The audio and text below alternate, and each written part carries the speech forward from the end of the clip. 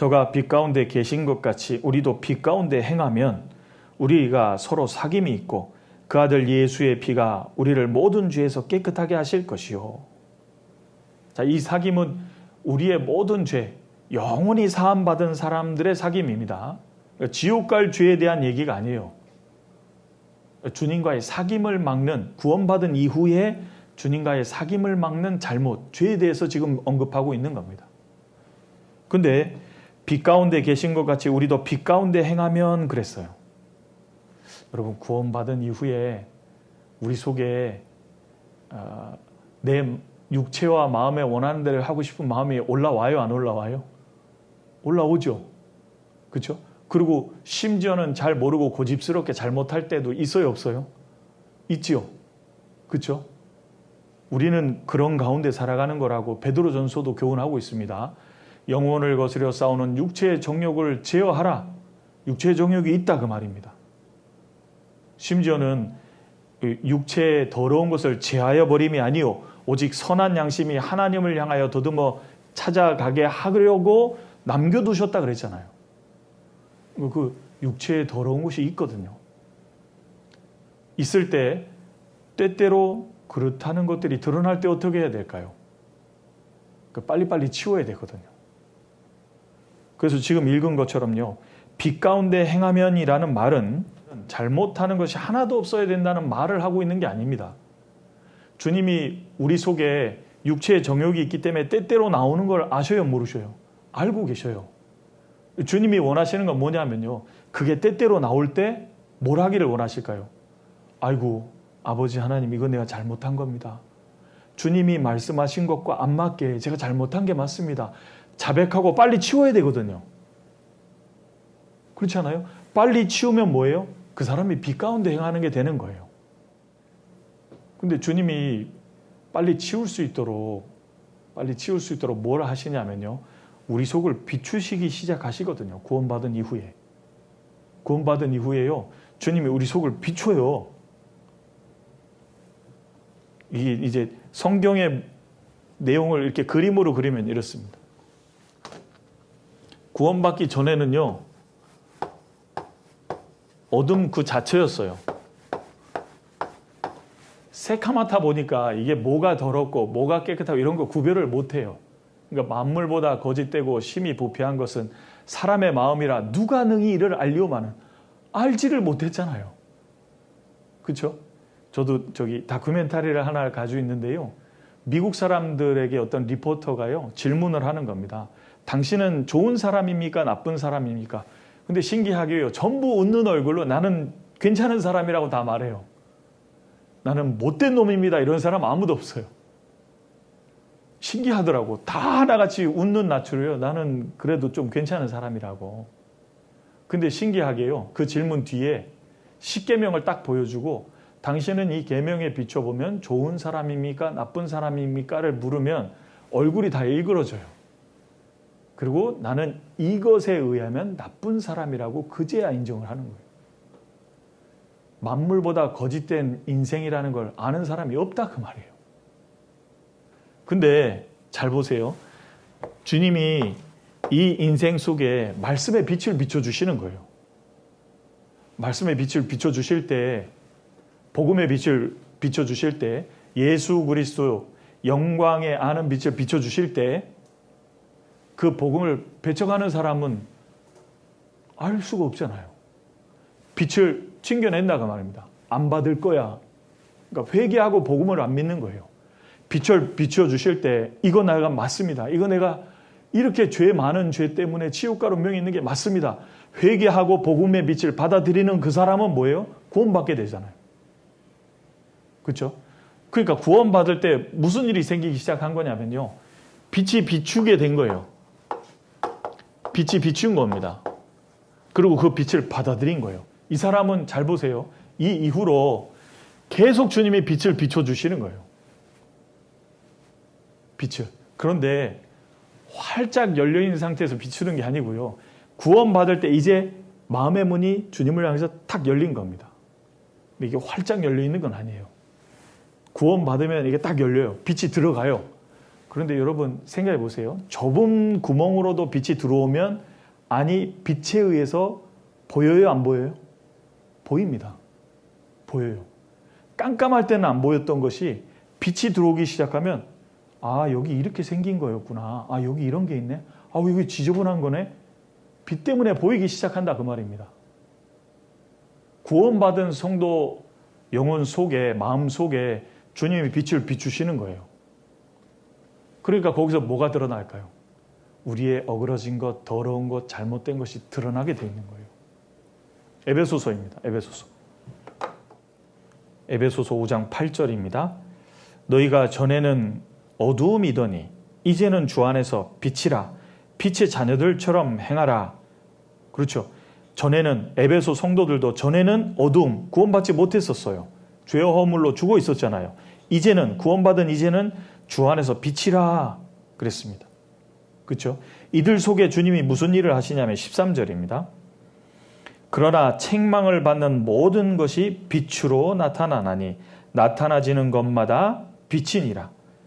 이게 한글 버전으로 읽으면 조금 난해한데요. 제가 쉬운 번역으로 읽어볼게요.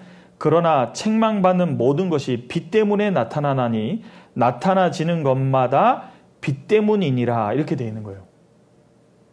그러니까 구원받은 이후에 우리 속을 주님이 비춰요, 안 비춰요? 비추기 시작합니다. 그 빛이 비추면 뭐가 드러나요? 어두움, 잘못된 거, 그릇된 거. 이거 다 드러나요. 그렇죠? 그러니까 신앙생활 하다 보면 뭘 알게 되죠? 신앙생활 하다 보면요. 구원받을 때도 자기가 죄 때문에 지옥 가는 명예에 있다는 걸 잘 알지만 그렇죠? 신앙생활 하다 보면요. 자기가 생각보다도 더 찌질하고 생각보다도 더 못났고 생각보다도 더 더럽고 악하다라는 것을 알아가는 거예요. 왜냐하면 비추시기 때문인 겁니다. 비추시기 때문에. 근데 주님이 왜 비추실까요? 내 이놈, 너 그렇게 못된 놈, 너 그거밖에 안 돼? 이렇게 이걸 위해서 그러신 게 아니고요. 그릇된 거 빨리 치우라고요. 빨리 치우라고요. 빨리 치워야 뭐가 돼요? 주님과 바른 사귐이 맺어지거든요. 빨리 치워야. 주님이 빛을 비추시고 우리에게 그릇된 것이 드러날 때, 그렇죠? 그때 아이고 이거 제가 잘못한 거 맞습니다. 제가 못된 거 맞습니다. 그리고 빨리 치워야지 빛 가운데 행하는 게 되고 주님과 바른 사귐 속에 살아가는 게 된다 그 말입니다. 이해되시죠? 그러니까 빛 가운데 행한다라는 건 잘못한 것이 하나도 없어야 된다 이걸 말하는 게 아니에요. 빛을 비추시니까 때때로 우리가 그렇다고 잘못한 게 얼마나 드러나겠어요. 그렇죠? 드러내시는 이유는 얘야 빨리 치워라. 이거 지저분한 거 아니냐. 이거 잘못된 거 아니냐. 아버지가 원하는 게 아니지 않느냐. 빨리 치우거라 그러면 예 아버지 빨리 치울게요.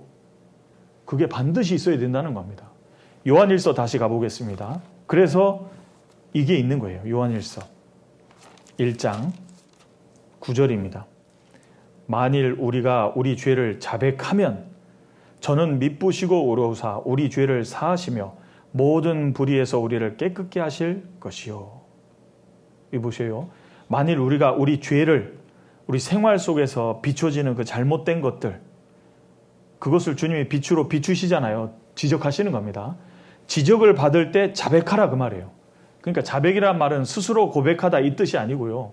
주님이 지적하실 때 그 지적이 사실이 맞습니다. 시인하는 걸 자백이라고 하는 겁니다. 자백하면 저는 미쁘시고 의로우사 우리 죄를 사귐을 막는 그 죄를 사해 주신다. 교제가 회복된다 그 말이에요. 교제가 회복돼야 사귐 속에서 주님이 주시는 좋은 것들을 누릴 수 있잖아요. 그렇죠? 제가 사귐 얘기를 왜 했냐면요. 마태복음 6장에 예수님이 가르쳐 주신 기도 속에 있기 때문입니다. 마태복음 6장. 요 이야기를 마태복음 6장에 이렇게 하신 거예요. 마태복음 6장 12절입니다. 우리가 우리에게 죄 지은 자를 사하여 준 것 같이 우리 죄를 사하여 주옵시고. 보세요. 우리가 우리에게 죄 지은 자, 우리들 서로 있을 때요. 누군가 내게 잘못하는 사람들이 있어요. 같이 있다 보면 잘잘못이 늘 나오게 돼 있어요. 그렇죠? 근데 우리가 우리에게 죄 지은 자를 우리가 용서해 주면 지옥 갈 죄를 용서해 주는 게 아닙니다. 사귐이 원만해지는 거죠. 용서해 주면. 사귐이 좋아지죠? 그런 것처럼 그런 전제 속에서 우리가 우리에게 잘못한 사람을 용서하는 가운데서 주님 나와의 사귐도 돈독하게 해주세요. 이렇게 기도하는 것이 합당하다 그 말입니다. 근데 형제가 내게 잘못했다고 저런 놈 용서 못해. 용서 못해. 이러면 무슨 문제가 생기냐면요. 사귐의 문제가 생기는 거예요. 14절 15절입니다. 너희가 사람의 과실을 용서하면 너희 천부께서도 너희 과실을 용서하시려니와 너희가 사람의 과실을 용서치 아니하면 너희 아버지께서도 너희 과실을 용서하지 아니하시리라. 사귐이 원만하게 된다는 거예요? 안 된다는 거예요? 안 된다는 거죠. 그러니까 바른 관계는 물론이고 바른 사귐 속에서 기도하는 것이 필요하다라는 걸 가르쳐주고 있는 거예요. 이 12절 내용을 예수님의 말씀하신 12절 내용을 잘 풀어놓은 곳이 요한일서 1장인 겁니다. 그래서 바른 사귐 속에 있어야 주님이 주시는 것을 다 받을 수 있어요. 제가 예를 들어볼게요. 제가 아이가 셋이 있는데요. 셋째 놈이 아들이에요. 이놈이 이제 중학생입니다. 이놈이 이제 어느 날 저한테 아빠 우리 치킨 하나 시켜 먹을까요? 그러는 거예요. 근데 그래? 한번 먹을까? 그랬는데 갑자기 이제 엄마가 나오는 겁니다. 저 녀석 지금 치킨 사주지 마세요. 아니 왜? 저 녀석 엄마한테 이렇게 잘못한 게 있어요. 그럼 제가 사줄까요? 안 사줄까요? 그 시간에. 그 순간에. 안 사줍니다. 너 엄마한테 왜 그랬어? 엄마한테 왜 잘못했다고 용서를 안 빌었어? 왜? 너 엄마한테 용서 안 빌 거야? 빌게요. 빌고 와. 엄마 잘못했어요. 내가 잘못한 거 맞아요. 용서를 빌고 엄마의 관계가 회복되면 이 녀석이 나올 때 얼굴이 다릅니다. 이제 떳떳하다 이 말이에요. 그러니까 웃는 낯으로 나와서 아빠 치킨 사줘요. 그럼 제가 사줍니다. 즉시 시켜줘요. 금방 이해되시죠? 주님은 우리와 늘 바른 사귐을 원하고 있다 그 말입니다. 왜냐하면요. 우리를 죽기까지 사랑해 주시는 분이에요. 주님이 우리랑 늘 일깨워져 있는 가운데 바른 사귐 속에 있기를 원해요. 왜냐하면 바른 사귐이 있어야 다 줄 수 있잖아요. 사귐이 막히면 못 주거든요. 여러분 바른 사귐 속에서 기도하고 계십니까? 혹시 일방적으로 하나님께 나의 원을 쫙 나열하고 계시진 않아요? 그럼 주님이 들어주신다고 생각하시면 안 됩니다. 주님은 먼저 사귐이 중요해지는 거예요. 사귐이. 그래서 바른 관계와 사귐 속에서 기도해야 되는 것을 기억해야 됩니다.